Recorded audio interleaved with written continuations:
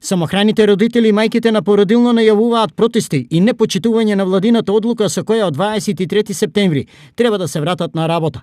Голем дел од мајките најавуваат дека ќе ги напуштат работните места и ќе останат дома, бидејќи немаат кој да им ги чува децата. Својот револт ќе го искажат во четврток на протест пред влада. Барањата на мајките се породилното да се продолжи до крајот на годинава.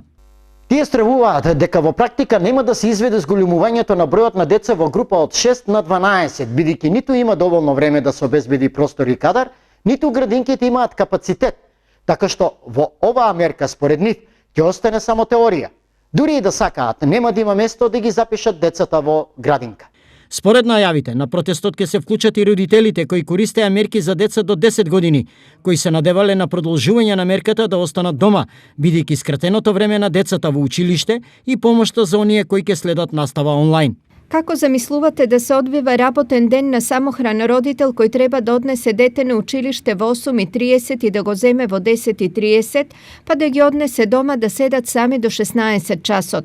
Како замислувате дека треба да се вратат на работа самохраните родители на кои не им ги примија во градинка децата на возраст до 5 години? Како замислувате дека 1/4 одделенче ќе седи само дома и ќе следи хибридна настава? Прашуваат од Сдруженијето на самохрани родители Една може. Со одлука на владата, донесена на вчерашната седница, од 23 септември на работа треба да се вратат сите кои досега беа ослободени со исклучок на некои категории хронично болни.